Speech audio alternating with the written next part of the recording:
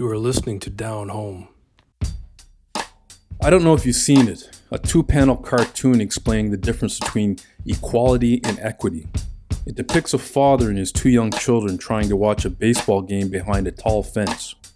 In the equality panel, all three are standing on the same size boxes to look over the fence, which works well for the father and one of his children, but it doesn't work for the smallest child. Her view is of the fence and only the fence. Under the equity panel, the father is standing on the ground, his second child is standing on one box, and his smallest child is using two boxes. The same three boxes are being used, but the equitable use of the boxes means that the smallest child gets to see the game as well.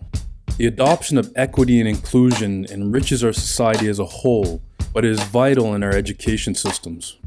In this episode, Jay and I have a roundtable discussion about equity and inclusion in education with Tess Porter, a former teacher at Algonquin College and current OCDSB Black graduation coach, and Dr. Venus Olla, who organizes counseling and wellness programs at the University of Windor. Breaking new ground, breaking new ground, breaking new ground, simple breaking new ground, breaking new ground, breaking new ground, simple breaking new ground, breaking new ground, breaking new ground, simple breaking new ground, breaking new ground, breaking new ground, yeah. On a high plateau from the one down below. Welcome to Down Home, the Nova Scotian experience by two black men. I am Derek Wise, and as always, we have Jay Jones. What's happening? Hey. And our conversation this week is with Tess Porter. Okay. What's up, cuz? Hey, it's all good. And Dr. Venus Olla. Dr. Olla, thank you very much for joining us. Oh, thank you so much for inviting me. Yeah, no problem. So full disclosure, me and Tess are first cousins. I say first cousins, but we grew up so close that it's more like siblings. Yeah. Mhm. Right on Creighton Street. Yeah, on Creighton Street. All, North End born and bred. Yeah. Yeah, definitely. So we'll start off with you, Tess. Just for the sake of our listeners, Mhm. tell us a little bit about yourself and what type of work you've done around equity and inclusion. Okay. Well, that's pretty broad, but that's It is okay. broad. In the past, I've been blessed with many different professions. I was in law enforcement for a number of years, and which sort of put me into an academic sort of role of doing training. And then I went into education. So education is where I ended my career. So I'm semi-retired now. Yes, I know, because I look young. It's okay. I've always been involved with equity and inclusion, and especially with our marginalized populations, because this work is a calling. This work is heavy, heavy work, but it's a calling. And especially when you have your own children, and also when you have your own experiences, because I think today we're going to be talking about the education piece, the education system. The education system itself is a beast, as we all know. And I was blessed to work a contract. And the contract is graduation coach for Black students. And that is a program that's throughout the province of Ontario. And that's how my path has crossed with Dr. Venus Olla, because Venus as well was a graduation coach down in Windsor area. I am born in Halifax, Nova Scotia, as my cousin mentioned, and my family moved to Toronto. And in turn, when I married, I moved to Ottawa. So I live in Ottawa, Ontario right now. And a lot of you are probably thinking, wow, Ottawa, how much diversity is there? It's quite diverse now. And what we see in Ottawa is the bilingual piece. In the education system, we are looking at schools, especially that have French immersion. So French immersion is something that a lot of our BIPOC students do not apply for, Right. or do not go into. Mm-hmm. From a young age, even in junior and senior kindergarten, what we notice is our kids are being streamed.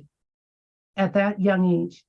So at that point, they can say go to English or go to French. A lot of the French, when you go into these schools, you will see there's very little representation of our Black youth in particular in certain streams. And a little bit later, we'll talk about this streaming thing. I'm pretty sure Dr. Olla and I will speak to you about what's happening in our province around streaming. So all that to say is my work has been extremely vast in the area of equity and inclusion, especially with BIPOC population. I've had the opportunity to work in elementary, secondary, and also post-secondary settings. So I have a well-rounded sense of what's been happening from when our kids start in the system and when they leave. So I'll just leave it there for now as we go. All right.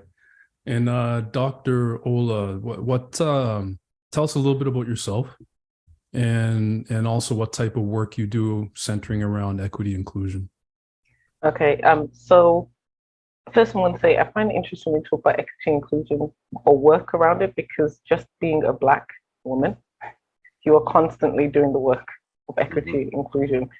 From the moment you walk into a store, you walk down the street, you're driving, you're always doing that work, right? Because we live as Black people in a Western society. So, I just wanted to kind of put that out there. Whether we want to do the work, we don't want to do the work, people think they're doing the work, or then you are always constantly doing that work as a Black person, in just in the way you hold your head or not, or look at someone or not, we're constantly doing this work. And so that was brought to mind because of an experience I had at a store the other day, just trying to change vinyl floors and the experience that occurred there, right? And it just brought me back to, we're constantly doing this work. But in terms of my background, I'm a very, very proud immigrant. I grew up in England. My heritage is Nigerian and Jamaican. And when I came here to Canada, I started work within the school, the public school board here in Windsor area, as at the time it was called Change the Future program, which was for racialized and marginalized students in high school. It's now called Create Your Future program because of the deficit language of Change the Future, so it was changed. And through that, I was very lucky to, after that, work with Tess as a graduation coach. Prior to that, I was a high school teacher. I decided to move from being a program counselor into being a high school teacher when I was doing chemistry and sciences. And like I said, we are always doing the work. So in my classrooms, when I'm having young, and I have to say this, young Black males in my classroom who maybe don't want to do the work or trying to, because of learned behaviors, by the way. So I'm not saying Black males don't want to do the work, but learned, behaviors, challenging that with them, sometimes acting more of a strict parent than, a teacher. So doing the work in that way, even as a Change Your Future program counselor, having to really help teachers question their biases, and that kind of thing, working with parents. And then as a graduation coach, just trying to establish the program within the school, but also within the context of the province and the different things that were happening. And then now as a clinical therapist at the University of Windor, and I specialize with Black and racialized student mental health. So it's been across the board. And I just want to say, this has been over a span of years. So I'm sure Tess can attest to this. This is over a span of years, and there have been so many different things that have changed, but at the same time stayed exactly the same. Yeah. Which is one of my, maybe we'll get into it, it's one of my frustrations, it's things have changed but not quite changed, Yeah. But yeah, I don't know, I hope I answered my question because I kind of went all over the place, but yeah. That's all good. You got me thinking, you see, and I'm like in philosophical mode, so yeah, that's the thing that's happening. No, we love going down rabbit holes here. Of course, yeah. For sure. Yeah, because there's so much, right? There is. Yeah, it's all connected too. Yeah, very true. Now, as Tess said, this is heavy work. It's heavy. Dr. Ola, what because there was a point I'm sure where you said, okay, I'm heading in this direction. What brought you to lifting this heavy work? I think I'm going to try and answer this question very honestly. When I came to Canada from England, there's all this balance between your own life and what's going on. And I saw this job advert for Change Your Future program. And it specifically said, young people, Black, race, at the time, it wasn't racialized because that wasn't the word we were using, with ethnic minority. Again, so you're saying about the changes. Mhm. So it wasn't. And it really was about the education system. And my true belief is education can transform. Education changed my life and for the better, which is why I got a PhD in education, because I truly believe in that tenet of education. It doesn't really matter what type of education. It doesn't have to necessarily be university education, but educating oneself, you transform your life. So when I saw that job advert, I don't know, it feels like a spiritual process, but it was just, I need that job. I'm going to get that. This is the job I want. I want to improve the lives of young Black and racialized students, and that's really what started the work. Yeah. That's And- great to have that passionate moment, right? Like this is for me kind of thing, right? Absolutely, absolutely. But was there anything in particular, being born in England, was there anything in particular, being a Black woman, that sort of made you make that jump in Ontario, even though you didn't know it at the time? Like, was, just your experiences? Well, it's interesting because, first of all, it's on reflection that you can start seeing the patterns, because at the time you move through life. But I do have to say, I wasn't born in England. I was born in Nigeria, Lagos. Okay. I was, as many a story, I grew up with my grandparents. So my mother at 9 months old, went to live with my grandparents in England. 9 months right up until I was at like 7. And then I was very fortunate, and I do think, and this is going to answer the question, Jason. I lived in Nigeria for a year and a half. And I think what that did for me, also, I come from education in terms of, because I had that Nigerian heritage, everybody's Black. Yes. Don't question your Blackness. Right. Yeah. There are other things like socioeconomics, or Of course. what tribe you come from, but it's, you see Black doctors, you see all Black people at every echelon of society. So it's not. So when you come to live in a Western country, I don't know, you don't question that in that sense. Yeah, you don't question your ability to be able to do something. I'm not, and again, I keep on, every time I talk about these things, I always feel I have to do disclaimers. And the reason I have to do disclaimers, because I know it's not this straightforward. There's colonialism has caused a lot of issues in Africa. I'm not trying to paint this picture that Africa's, colonialism has caused a lot of issues across the globe. But there are just some things about, being able to see people who are like you and never having to question your identity in that sense, that I just think shifts something in you, so, and I love Black people. I mean, I love all people, by the way, sorry. But I think we're beautiful, smart, driven, resilient.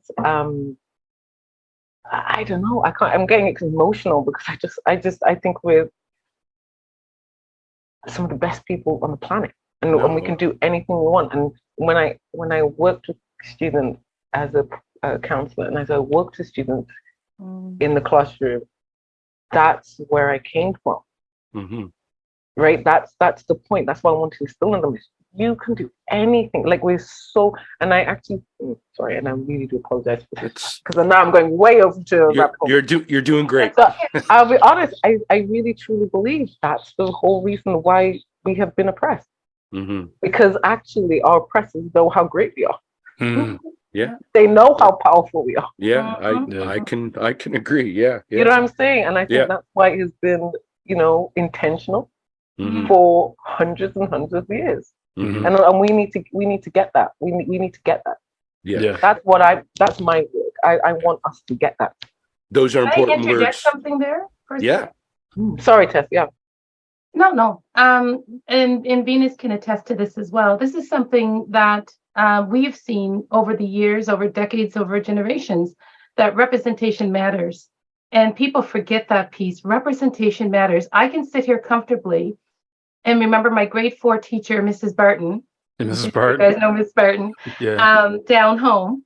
Yeah. But that was my first Black teacher. And Mhm. I didn't have another Black educator until I was in college. Really? Wow. Yes, I didn't have a Black educator to be seen. Mm-hmm. And then at that stage, when I was in high school, I was in Toronto, which is very multicultural, diverse, and that. However, I never had a Black teacher in high school. That's interesting. Isn't that interesting? Yeah. That is very interesting. So when Venus is speaking about her experience in Nigeria, and we've worked, and she has as well, worked with students who are from Nigeria and different African countries, and they never really knew they were Black, if you understand what I mean, because everybody was Black and it wasn't something until you came into a space where you're like the minority. And it's like, oh, and it's like it's just like a wake-up call for a moment. Yeah. And this is something that we hear and have heard. And just to let you guys know, with this graduation coach for Black students, it's huge. As I shared, it's throughout the province. So it's as far southwest as where Windsor, where Dr. Olla was, and as far east as where I am in Ottawa. And we had the same issues. Yeah. Even though we're in a different areas of the province, we all saw the same things. Mm-hmm. And our students also said the same things. Mm-hmm. Like, I don't see myself in the curriculum. Mm. I don't see myself in the curriculum. The only time that I'm celebrated in the space is on February. Yeah. And February just happens to be the shortest month as well. Yeah. But this is what students have said. I don't see myself when I go to the curriculum, when I go into the classroom. Very few students have experience with working directly with someone who looks like them. Yeah. Yeah.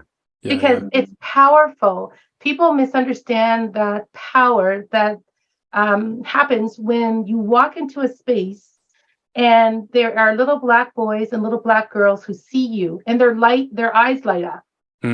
Because it's like, wow, oh, Mrs. Porter's this, or Dr. Olla does this. I can do it too. Yeah. So it's the power of representation. So I understand what Dr. Olla is saying, because it is very important, because that's something that has come out in the work over many years. Yeah, definitely. Yeah, no, I can definitely attest to that.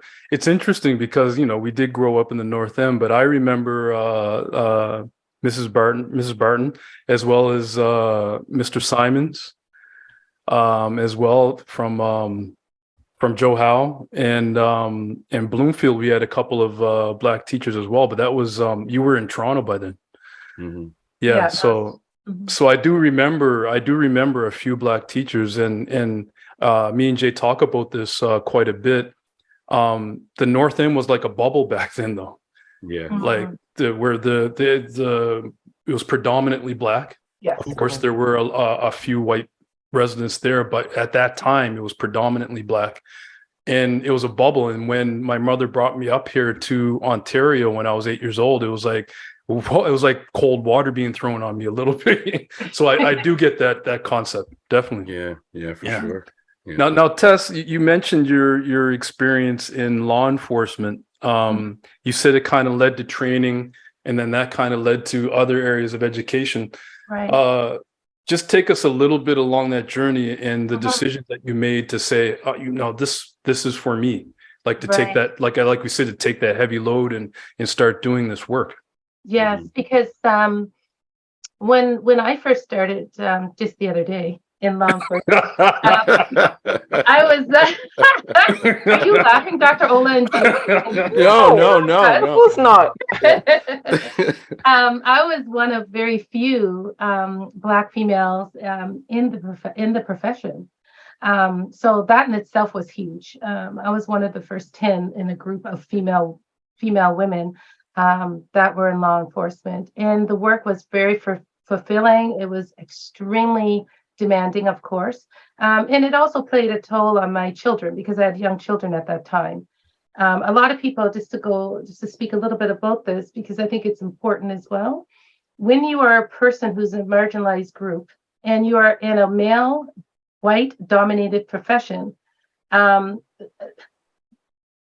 there's no words that can describe how you must be 100, if not 200%, better than the next. Mm-hmm. And because you're like trailblazing now, because you're starting to cause change.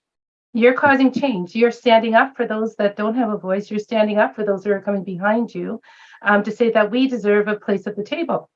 Mm-hmm. So that in itself was very, very revolutionary. It was awesome. I worked with some great women in the space and great Black men, and one as well, Daryl Upshaw, if you guys know Daryl from back in the day in Creighton Street. Yeah. Daryl worked with the Ottawa Police as well at the time, so he was an awesome advocate as well. So just to speak about that, what was happening in my career, I was going in the way of academics. So I was training officers and training, updating laws and stuff like that. That was my role. And I saw these young ones coming in, and I was like, oh my goodness. I think that they need more support. They need, especially our Black ones coming in. And I just had the opportunity because where I graduated from college, they recruited me to do some part-time work. And as soon as I stepped in those classrooms, I said, this is something that I need. This is a place where I need to be. Mm-hmm. And sometimes you go into spaces and you're like, and then others you're like, yeah, this is where I need to be. This is where I feel I can make change. Mm-hmm. Right. Because now I'm getting the students that are going into the profession that I was in. Yeah. Mm-hmm. So it was just made sense. Yeah. So that's how my career path sort of weaved, and it's all weaved into one, to be quite honest, because it started there, but then it still had the same underlining pin, which was looking at our BIPOC population in particular and supporting our students who didn't have voices, Mm-hmm. Mm-hmm. and also to be a voice for them. Yeah. Mm-hmm. So that's how I came to where I am today. Mm-hmm. And I'm very blessed to be able to say that I've had that opportunity and that experience, because it leads me to people like Dr. Olla, who have a different lens, because we all come from different lived experiences and we complemented each other Mm-hmm. as we walked, and we leaned on each other Mm-hmm. while we were doing the heavy lifting. Because, I'm sure, Jay, and because that this work is not for the faint at heart. No. So it's important to have supports. Mm-hmm. Yeah. Mm-hmm. Well, I mean, that kind of just what you just said kind of leads to our next question, in the sense of what are some of the challenges that you have seen predominantly BIPOC communities face around issues of education? Dr. Olla?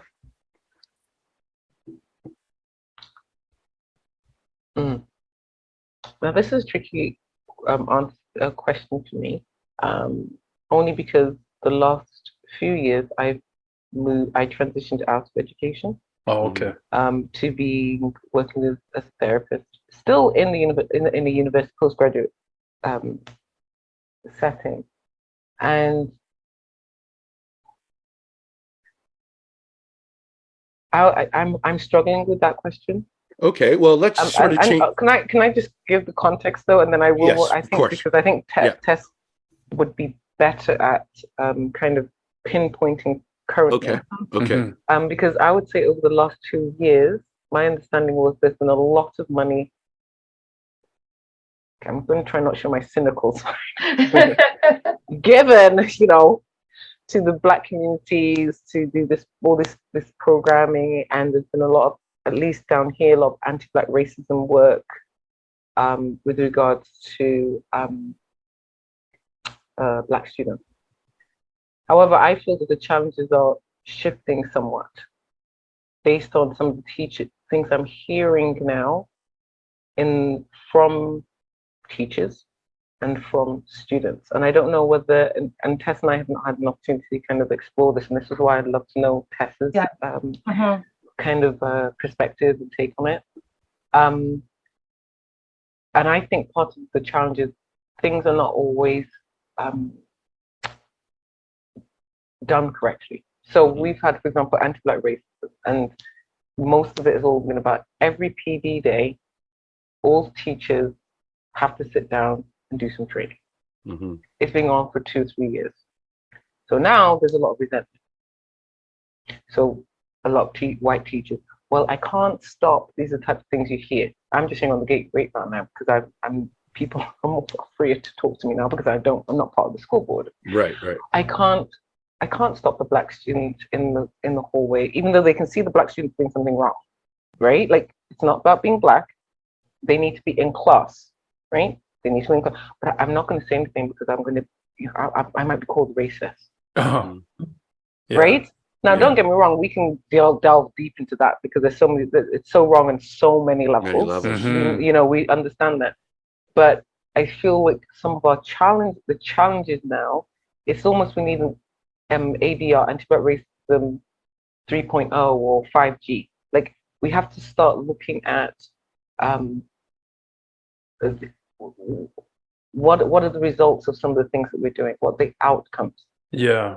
It's that accountability piece. Tess talked when we worked together. Tess was really, and I loved it because it's something I didn't really think about. So I've got to say, Tess can speak to that more. But that accountability piece.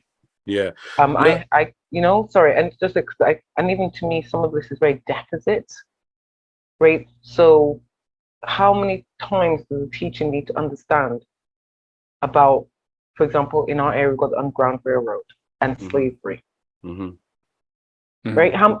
Okay, so what's the next steps for our kids? You're right? How are we, how are we continuing to move us forward? Yeah. So I don't know, but like I said, I think Tess could probably give a better, broader explanation. But those are some of the things that have been coming to mind when I'm hearing kind of different messages from in the education system. Cool. Well, yeah. Well, Tess, answer the same question, but Dr. Olla, I do want to come back and sort of talk about some of the impact that sort of the mental health has. So we'll sort of make that transition back because that's also a very huge thing that connected to it. So Tess, do you want me to repeat that question? No. Okay. Cool. So I think Venus is undercutting herself a little bit there, but because she was doing the work. What we noticed, especially these past 3 years, let's just think back for a moment, we have technically been living two pandemics. The first one is, like everybody knows, COVID-19. But guess what the other one is? Anti-Black racism. When George Floyd got murdered, and it was online and it was all through the media, that had a huge impact on our Black or BIPOC. Even our BIPOC, I have to say, our BIPOC students, our BIPOC educators, our BIPOC social workers. It had a huge impact because now we have our children who have been discriminated against for many years. And I have to stop and pause for a second because the reason why our program got started is because the Ministry of Education realized that there have been discriminatory practices against Black youth in our education system. That's why they created this position throughout the province, not just in one city. The Graduation Coach for Black Students program, its sister program is Indigenous. So there's also Indigenous graduation coaches. So that's how we got started in the work. And Venus is correct when we're speaking about the mental health. That also was another issue in another area that had a huge impact on our students being locked down. Think about it for a moment. Our children were being locked down Some of them didn't even have access to technology. Yeah. Mm. You know, this pandemic has been a blessing in disguise because what it did, it exposed for the ministry and all those who are making those decisions where the deficits truly were. We knew it because Mhm. we're in the ground. We're right front smack into it. We knew it, but they didn't. Mm-hmm. So what started to happen, and Venus can attest to this in our work, is now you have these people on the front lines that are seeing the injustices firsthand. Yeah. Mm-hmm. Lack of food security, lack of mental health services for our BIPOC, especially our Black students, lack of technology. They can't even go to school. Mm. Mm-hmm. We have a problem with that Yeah. because school is not something that is optional. It's a right in our country. Our children have a right to education. So we, meaning those who are in the work, we also have a right to bring things forward. And in this position that we were in, these many positions that we're in, we have been blessed to go to sit at different tables. Yeah. That's what's key. Mm-hmm. Our voices are very important because we had an opportunity to speak directly with the Ministry of Education. Yeah. We partnered with them. Yeah. And every second month, we came to them and shared with them what we were seeing. Mhm. So And they had to make some changes. yeah. So just a side note. Well, not a side note. It's directly in conjunction with what you're talking about, Tess. What are the elements of like a successful equity program? Like give me 2 or 3 key elements in a successful equity program. In order for any program to be successful, number one, translation. Mm. Language is key.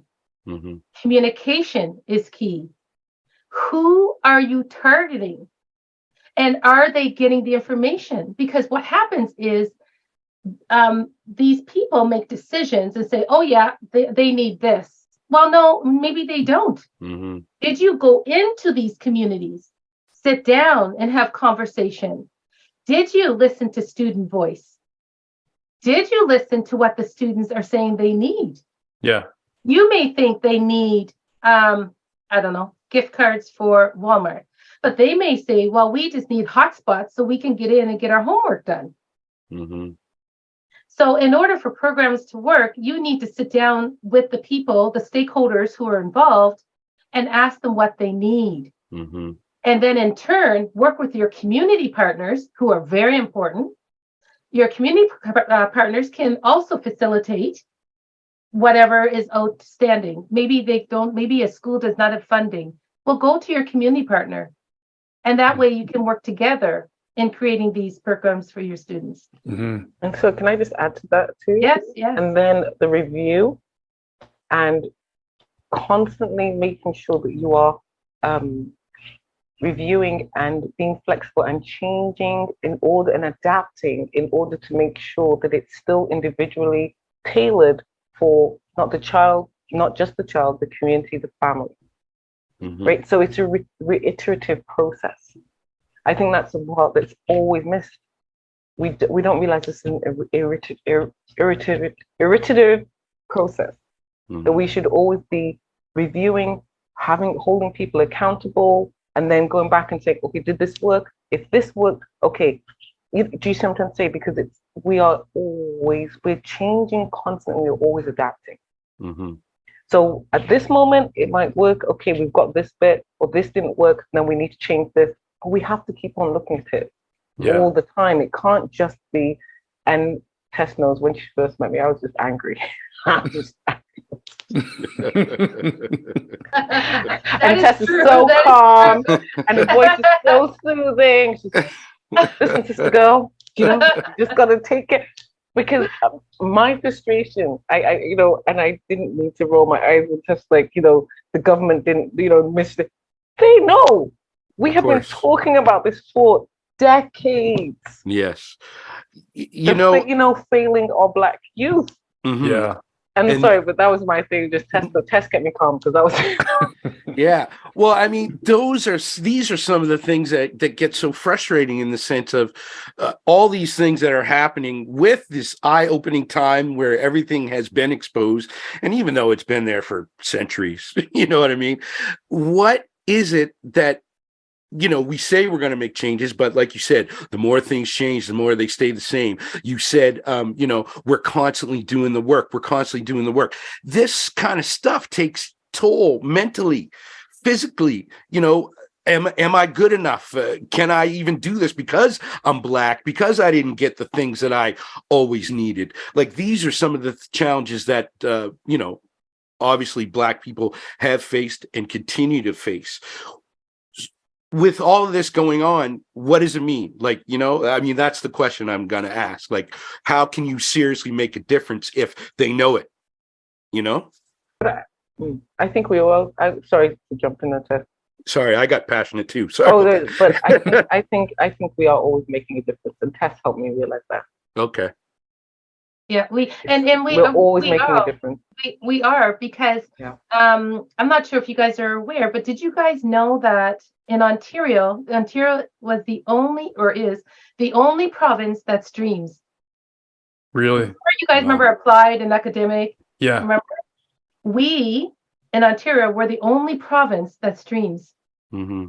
So now what has happened is community groups and voices like myself and Dr. Olla and others have come to the ministry and said, no, this is unacceptable. This is discriminatory practice. So then now what has happened through the ministry downward is they have to revoke that. So now it's de-streaming that's taking place throughout the whole province, because they realized that behavior was discriminatory. Because if you guys ever if you ever go into a high school and walk around into an academic class, you might have 2 or 3 BIPOC students. Mm-hmm. Why? Because it's what was happening and is being corrected today is our guidance counselors would, sort of cushion our students over to this side versus this side. For example, when I was a grad coach, one of my students came to me and she shared with me that she went to her guidance counselor to share that she wanted to go into nursing. So what courses would she have to take? Mm-hmm. So the guidance counselor's like, nursing? That's very difficult. Why not? Why don't you be a PSW? Wow. So, yes. And this type of thing is happening in our schools. And these are things that we hear of and we bring it forward. So now what's happening with our guidance counselors, they're getting additional training in regards to this, but also they're being held more accountable. Yeah. Dr. Olla mentioned that word. Accountability is key. When you start to hold people accountable, their practices change. Mm-hmm. Okay. So that's what's been happening. Jay, because I know you guys know when you guys were in school, it was rough. Because most BIPOC students never went to a guidance counselor. Very rare. Because they would get their information from their fellow students versus going into those spaces because they didn't feel like they belonged. Mm-hmm. Yeah. And just to add to that, another example, just hold up from reminder, I'm a very hands-on person. So the guidance, because you're very hands-on. So actually, because you're very hands-on, you should be in the applied stream because it's more hands-on, and it's a psychological piece, right? So now the student doesn't actually they don't understand that. Okay, now I'm down this stream now, right? So it's insidious. It's very psychological too. I heard that all the time. I'm just hands-on. I'm a very practical, hands-on person. Well, actually, you can still do academic work and be hands-on. Yeah. Because I'm just trying to say those two things they're mutually exclusive, right? Yeah. So these are the subtle ways in which we have been, all students get streamed. Yeah. Right? When your parent comes in, well, I heard that all the time. Sorry, it's just when Tess said that, it reminded me. I heard that. I'm very hands-on, so that's why I'm going to be in applied. No, and that's I'd have to ask questions. What does that mean? Yeah. Well, that's definitely a good way to be. So now that you've made the transition from some of the work that Tess is doing, you said you sort of made a transition to psychotherapy and the mental health aspect. What are you doing to sort of help kids or Black students or Black people, how's your approach changed to sort of make them succeed from a mental health standpoint with everything that we face? Oh, okay, that's interesting. Well, my very position is helping. So I was employed as the first Black clinical therapist specializing with Black and racialized students. And that actually came out from student activism. Okay. So the Black students, University of Windor, really had a call of, okay, things have to change. And actually because of that, we've also got, hopefully September, will be Black Studies Institute, which we're going to have at the University of Windor. They're employing 14, I think it's 12 or 14 professors, librarians across the university, like interdisciplinary. They had over 140 applications across the globe for these positions. So, and then that's kind of what I was thinking, even though sometimes it might feel as if we're not doing anything or things aren't changing, we get these things and we have to keep going.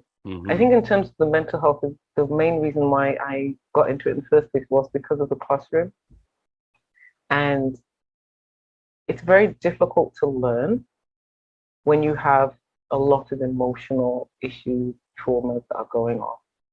And I found, and again, I have to keep saying, because I love my Black boys, I've got 2 Black boys.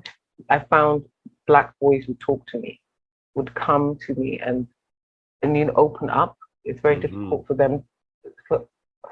I'm sorry to generalize, but this is the experience at the time, to really be able to open up and talk about their feelings or their struggles or the mental health things that are going on, which is kind of again what led me down this path. And even at university, I had it's very interesting. There is something, we get on with things. It's almost innate in our DNA. We have trials, we have things that challenges, but we've got very high resilience. But the flip side to high resilience is we do get burnt out. And I think it's creating that space for us as Black students or Black mothers, or to actually be able to speak about that, to be able to, rather than being the strong Black woman, that caricature, that actually, yes, I can be strong, but at the same time, I can be vulnerable. Yeah. I can be sad. I can be tired. So I try very much to create that space. I still do community work, so focus on it was Black mental health for youth. It was a program and it was like an 8-week program, and it included yoga. I teach yoga too, but also looking at healthy relationships, self-care, intergenerational trauma, racial trauma. These are all things that are very, I think they're quite specific to us as a people, So really talking about that, I'm actually going to I'm creating a program like that for university students. Even our spirituality, okay? We are spiritual people. So even in the mental health space, I often get looked at my white colleagues like, but we do. We are spiritual people. So whether we do talk about God or we talk about our ancestors or this conversation, I feel blessed. These are part of our language, and it's been but we're looking at African. I've been also looking at African psychology, and one of the things that they're talking about is that has been taken out of our mental health. So we're not allowed to, if you speak about spirituality or your soul or connection to the earth or connection to our community, our brothers, our sisters, the reason why we do this is because of our community. The reason why we work hard is because it's been taken out on purpose, right? And that's also causing tolerance, right? So when I'm looking at Black mental health, I'm trying to bring back these pieces that are fundamental to us, to our DNA, to our lives. You know what Yeah. I'm saying? Yeah. So I don't know if that answered the question. But No, yeah, no, Oh, yeah, I think definitely. I think that's amazing, and so and important. it's also an important thing that it's about connection, which you're trying to bring that, because communities are important, and I feel like even doing the work that Derek and I have been doing the last little while, like going back to Halifax and seeing how the community is sort of disjointed and not connected. Those are the things where you lose your identity, and henceforth your mental health is affected, and it also leads to resilience. Also leads to hyper independence, and which in turn leads to isolation and Exactly. solitude, or Mhm. feeling like Yeah. you're the only one who can do the work and you're doing it by yourself, rather than looking out there for the help that you may And need. that's Yeah. the three tenets of African psychology is the connection between self, Mhm. community, and self, community, and also the spirit. Yeah. That is indigenous. That's indigenous to Africa. All in African indigenous cultures have those three tenets to it, Yeah. Amen to that. right? Yeah, And yeah. it's been taken out, and we need that. For Mhm. us to be the fullest sense of who we are, which Yeah. is why I want this. I want all of us to, each individual, to be the fullest sense of who we are. We need those three things, and Yeah. that's what I'm. That's again my philosophy of what I'm trying to do when I'm Yeah. looking at Black mental health. Let's bring No. that back so we can be Yeah. Yeah. stronger. Thank you for sharing that. Yes, sorry. Dr. Ola, just something off the top of my mind, because we've spoken to another clinical psychologist ways back. I don't know how long ago that was, Jay. Last summer, I believe. So over a year and a half Over ago, a year and maybe. a half ago. Yeah. Yeah. She, great lady, Camilla Clayton. But anyway,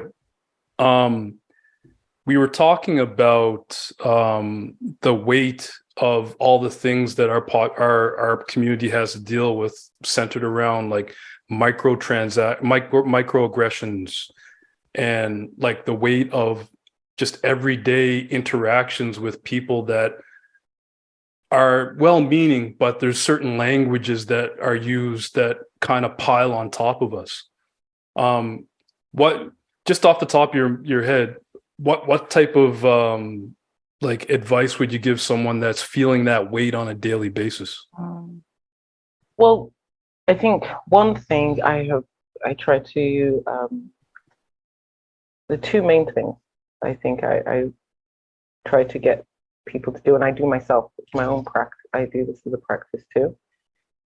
Is talking about it. And talking about it to people who you feel safe, who you feel safe with. Mm-hmm. Because those microaggressions are there to make you doubt yourself. Yeah. And when you doubt yourself, guess what? You doubt everything about yourself. Mm-hmm. That's when we have the imposter complex.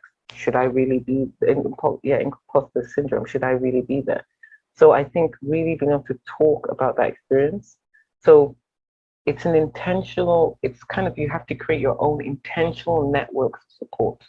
And you have to do it intentionally, right? So you need to know, I've got 3 or 4 people that I can speak to truly and fully about this. I can share stories, or maybe they don't need, they just need to witness. Mm-hmm. You have 3 witnesses to your experience. And they don't, they don't have to agree or disagree, but be able to speak to that experience, because we've held on to it for so long, right? We might joke, and we tend to use humor, which is one of the highest forms of kind of processing, but sometimes humor just is not going to do it. Yeah. Right? We need to have those spaces, those safe spaces where we can speak to, and that's why I try to tell people, you need to intentionally seek out 3 or 4 people, 2 people who can witness your pain, witness the experience with you. That's one thing.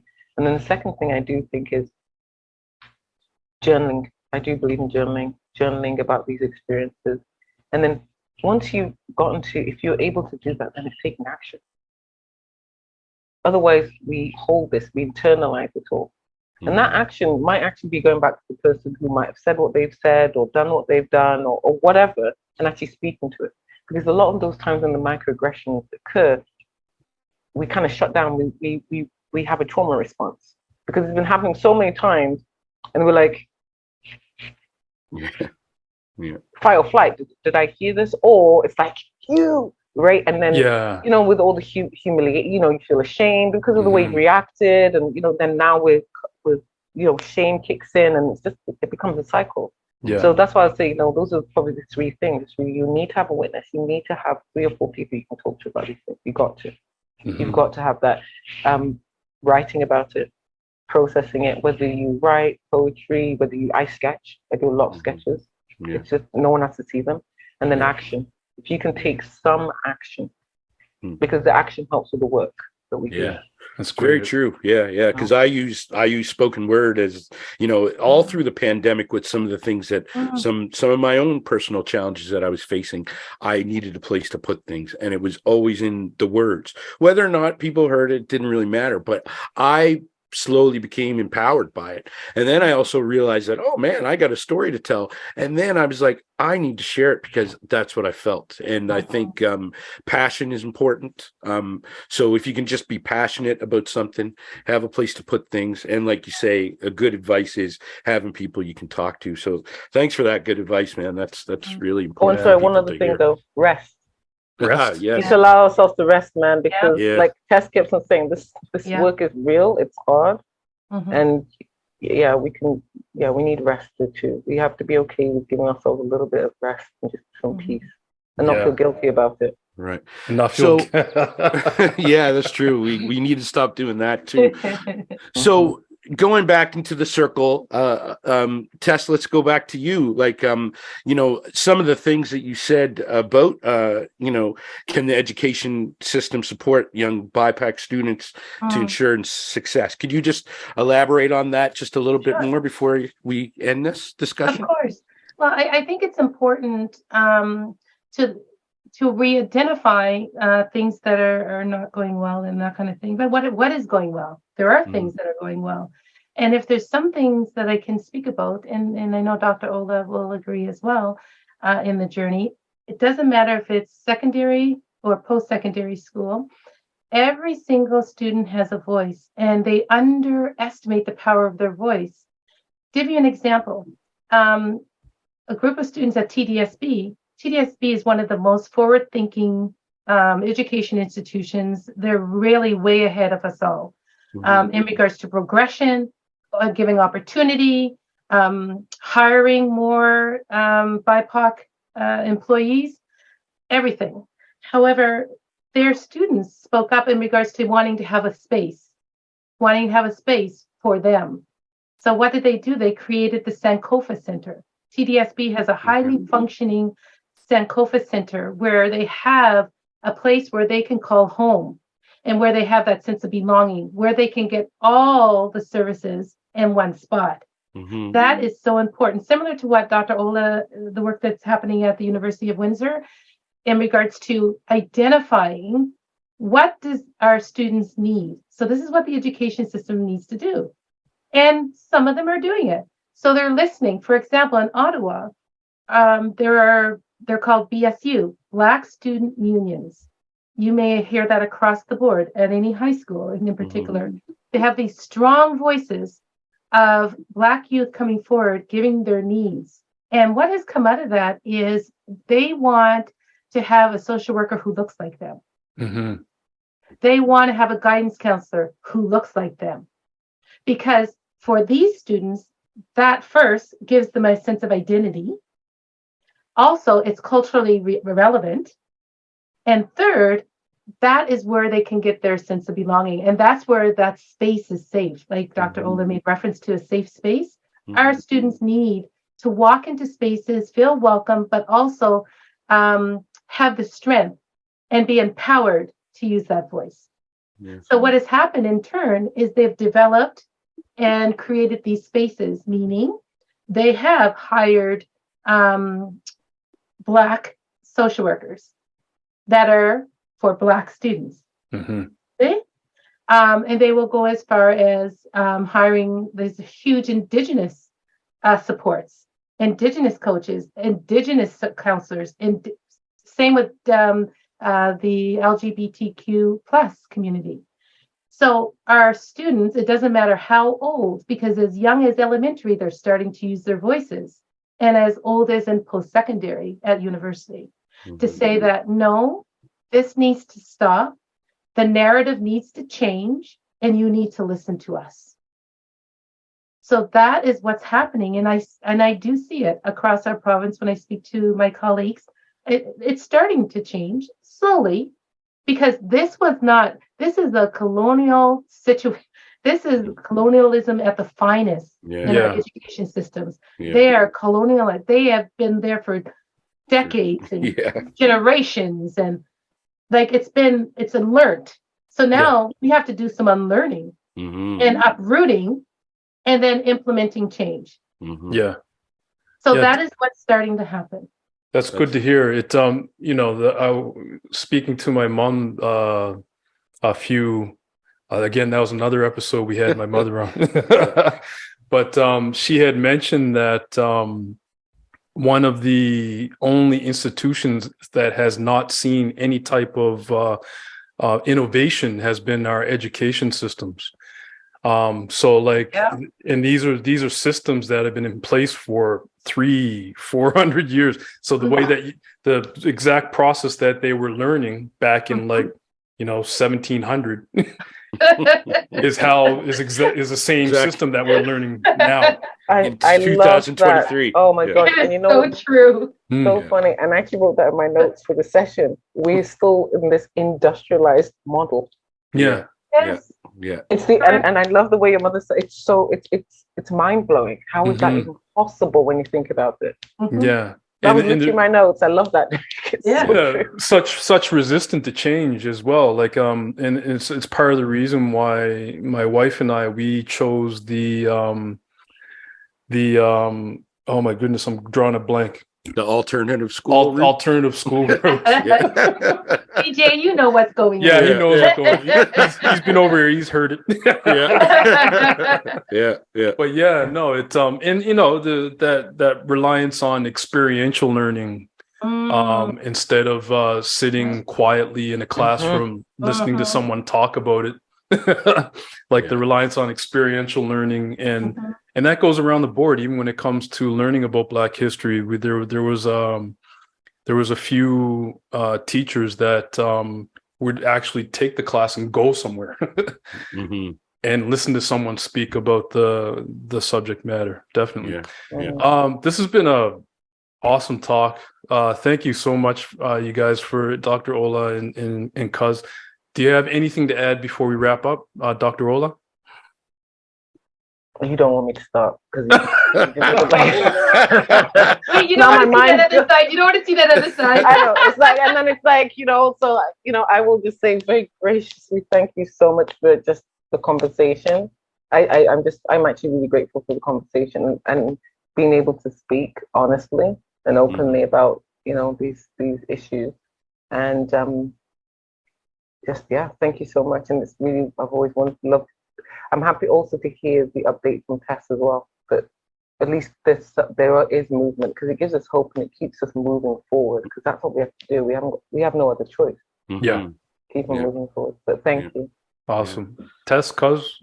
Well, I agree with Dr. Olla, because honestly, Jay and Cuz, really, you guys having this platform and sharing all these different discussions with people, because some people don't know really what's going on or how can they help. See, that's the other piece. You remember, I'm sure all of us here on the call remember when we were in school, we were told to be quiet, or you have to sit quietly, you don't say anything. And however, now we are in 2023, we are now trying to change that narrative and saying to our students and our families, speak up. We need to hear your voice. Your voice is powerful, because your voice affects change. Because for so long we were told to be quiet. So now having that messaging repeated, and I know some of your guests that have been on have said this message as well, to speak up and be heard. And then what will happen is it's like a domino effect. People will start to listen, and people will start to say, oh yes, I can speak because I saw Dr. Olla do the speech and she said, and then they'll do it because they have a sense of confidence. So thank you guys for having this platform, because it makes a big difference. It really does. Awesome. Thank you very much. It means a lot. It's much appreciated. Jay Jones, take us out, man. Yeah, I mean, Derek and I started on this journey, and always, to me especially, and there's always a layer that sort of gets revealed, and as you go down these different sort of rabbit holes of education, race and mental health, and all these systemic things that we have going on, like that's what I find interesting, because I didn't really know they existed before, because I was just a black kid just trying to survive and keep my head down, be seen and not heard. But Tess, you telling us what's going on, it just gives you hope, because these are some of the things that weren't available while we were there. And maybe in some situations, things that might have been turned out different for people, based on those experiences. But better late than never. It's always good to get the ball rolling, because every millionth mile you have to take a first step, and this is it every day. And you guys, you ladies doing the work is very important. So we want to thank you for coming on and sharing your time and your experiences and the things that you've learned and seen, and the things that you have gone through, especially from the perspective of a black woman, because you guys, black women, are really the bare bones of the community, and we need to see that too. We all need to be heard, and we all need to speak. So speak now or forever hold your peace. That's all I got to say.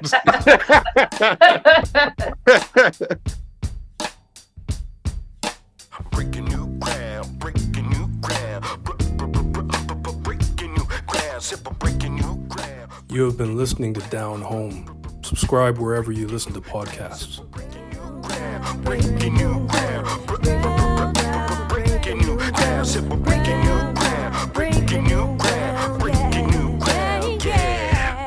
On a high plateau, from the one down below to the future of the funk, getting lost in the flow. Contact with the spark magex. Now it's time to flex with the force from the soul, reaching all aspects, getting deep, no time to sleep. As you reach your next phase, laying it all on the line. New trails start to blaze. It's a fire inside, a brand new path, breaking down the sum to one. Feeling free, I just laugh. The song Breaking New Ground from The Breakdown.